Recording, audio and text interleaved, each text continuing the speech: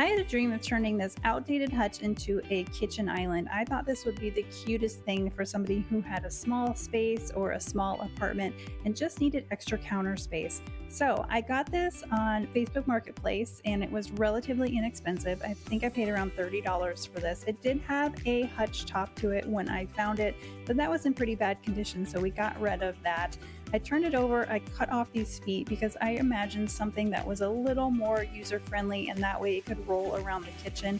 I found an extra piece of trim laying around, so I put that on the front and then also on the sides and made sure to glue and nail it into place.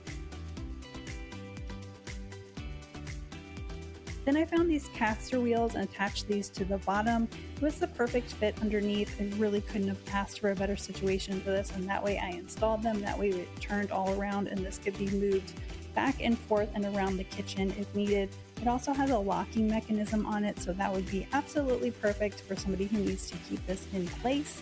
Then I grabbed some all-in-one paint from Lowe's. This is Beyond Paint's line that they carry at Lowe's. I absolutely love this paint. It is so beginner friendly, perfect for the at-home DIY. No sanding needed. It just applies in this really beautiful thick coat.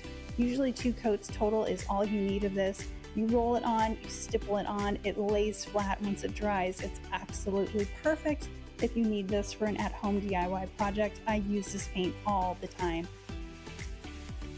I love how you just apply it with a roller, and like I said, 2 coats of paint is all you need. I barely used anything out of this quart that I picked up at Lowe's. I should also add that you don't need to prime when you use this paint, so that's another thing that you save money on, and you don't need to top coat this either. So 2 good coats is really all this takes for full coverage. I let that paint dry overnight, and now for the fun part. I used Beyond Paint's countertop kit. I used an off-white color for this, and then I grabbed their countertop flex in the Oxford bronze color. You just sprinkle on as much as you want, and then once it's dry, give it a little rub with the sandpaper, and it just helps take off any flecks that might be sticking up. Then you cover it again with the countertop epoxy sealer. I used 3 coats of this just to make sure that this countertop had years of use ahead of it.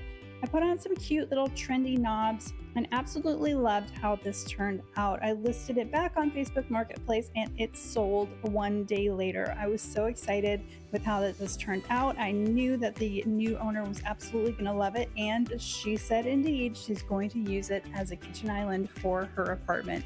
Absolutely knew that this would be a winner. What do you guys think? Let me know in the comments down below and follow along for more fun flips.